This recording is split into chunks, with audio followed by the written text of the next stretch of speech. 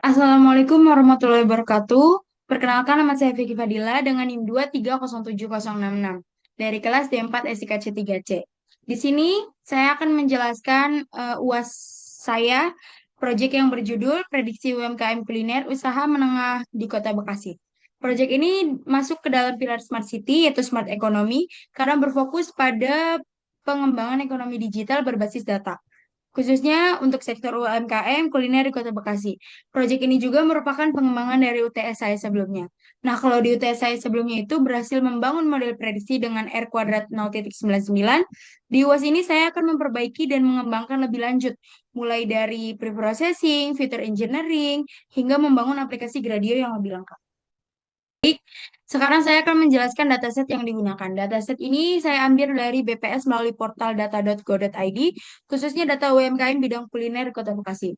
Data aslinya ini memiliki 182 baris data yang mewakili keseluruhan kelurahan-kelurahan di Kota Bekasi dengan 18 kolom pada file CSV aslinya. Namun setelah proses fitur engineering yang akan saya jelaskan nanti, jumlah kolomnya bertambah menjadi 24 kolom karena saya menambahkan 6 fitur baru. Dataset ini mencakup 12 kecamatan di Kota Bekasi.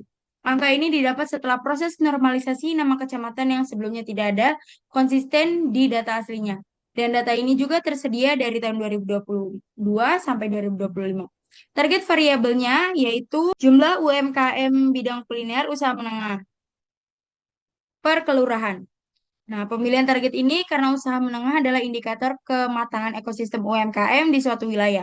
Kalau banyak usaha menengah, berarti UMKM di wilayah itu sudah berkembang dengan baik. Selanjutnya, saya akan menjelaskan proses machine learning yang saya lakukan. Di sini saya mempunyai 4 tahapan. Yang pertama ada tahap pre-processing. Ini adalah perbaikan utama dari UTS saya. Ada 3 hal yang saya perbaiki. Yang pertama yaitu menghapus kolom zero variance, yaitu kolom usaha kecil yang nilainya nol semua, sehingga tidak memberikan informasi apapun ke model. Kedua, saya melakukan outlier capping, menggunakan metode IQR dengan multiplier 3. Ini karena data UMKM berdistribusi range keyword dan ada nilai ekstrim yang bisa mendistorasi model. Ketiga, saya membersihkan data, menormalisasikan nama-nama kecamatan yang di data aslinya banyak yang tidak konsisten. Misalnya ada spasi dan karakter, new line yang tidak seharusnya.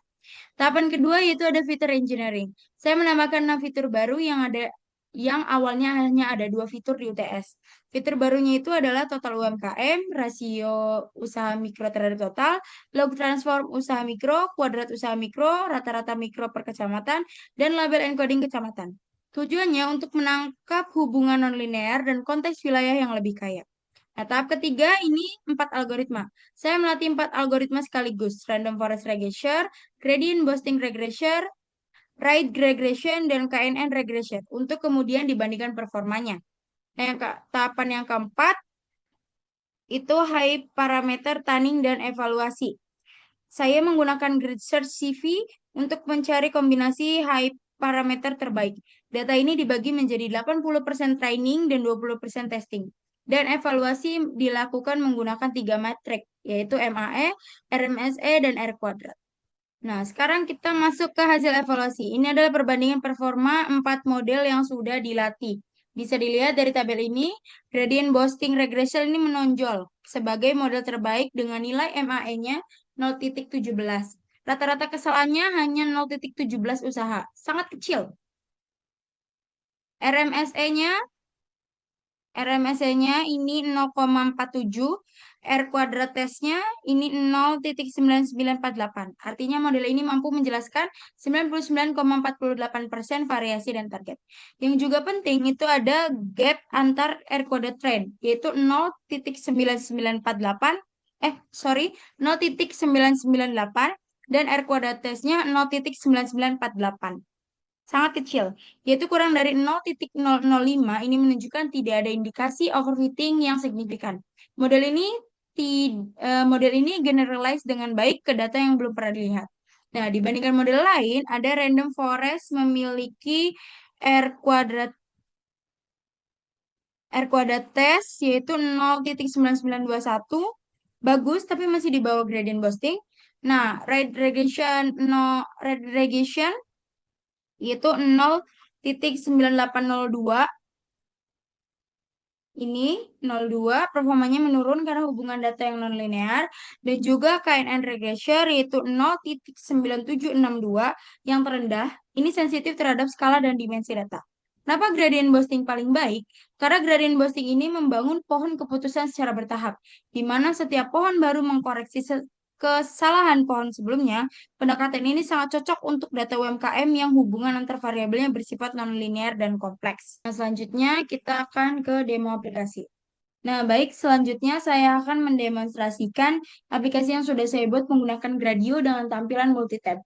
Nah, ini adalah tab pertama, yaitu tab prediksi. Yang kedua ada tab dataset, visualisasi, dan juga evaluasi model. Nah, di sini ada dua input, yaitu kolom angka untuk memasukkan jumlah usaha mikro dan juga drop down untuk memilih kecamatan. Di sini saya akan coba masukkan angka 9 dan memilih kecamatan Bekasi Timur. Kita klik prediksi sekarang. Nah, ini hasilnya bisa dilihat di sini, model gradient boosting itu memprediksi sekian usaha, 4 usaha menengah. Selain itu juga ada aplikasi juga menampilkan prediksi dari ketiga model lainnya sekaligus.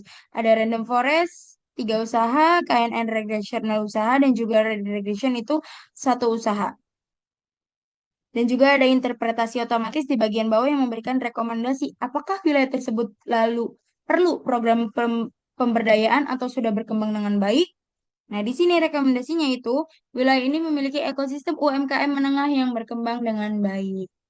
Nah, selanjutnya kita pindah ke tab dataset. Tab kedua, ini tab dataset, kita bisa melihat data asli dari BPS. Ada slider untuk mengatur berapa baris yang ditampilkan. Dan di bawahnya juga ada informasi lengkap dataset. Ada 182 data kelurahan, 12 kecamatan, dan juga tahunnya dari 2022 sampai 2025. Misal kita mau 35, kita tampilkan. Jumlah baris yang ditampilkan 35. Nah, ini menampilkan 35 baris dataset.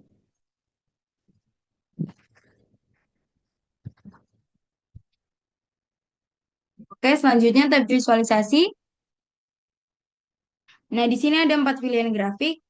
Saya akan menampilkan grafik distribusi UMKM per skala. Yang ini. Setelah itu kita tampilkan grafik. Nah, di sini proporsi UMKM kuliner Kota Bekasi per skala usaha. Nah, usaha mikronya itu 86,9%, usaha menengahnya 13,1%, dan juga usaha kecilnya 0,0%. Bisa juga kita ganti ke dalam bar per kecamatan untuk melihat antar wilayah. Nah, ini dia.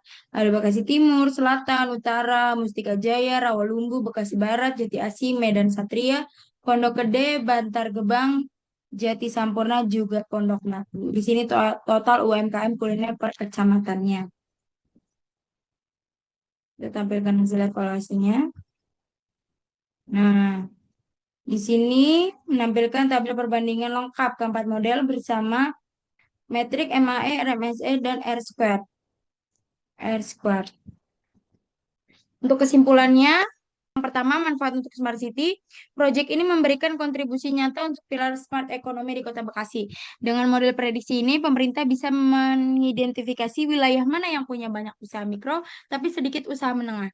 Itu jadi target prioritas program naik kelas UMKM. Selain itu juga, alokasi anggaran pembinaan bisa lebih tepat sasaran dan berbasis data. Untuk pengembangan ke depannya, itu saya ingin menambahkan data multitahun agar model bisa menangkap tren pertumbuhan UMKM. Selain itu juga integrasi dengan data eksternal dari BPS dan Disperindag akan membuat prediksi lebih akurat. Dan yang paling ideal juga aplikasi ini dideploy ke web publik dan dijadikan dashboard resmi yang bisa diakses oleh dinas terkait di Kota Bekasi. Demikian presentasi saya. Model terbaik yang saya gunakan ini adalah gradient boosting regression dengan R kuadrat 0,9948 dan kontribusi pilar smart ekonomi untuk Kota Bekasi. Mungkin itu saja yang dapat saya sampaikan. Kurang dan lebihnya mohon maaf. Wassalamualaikum warahmatullahi wabarakatuh.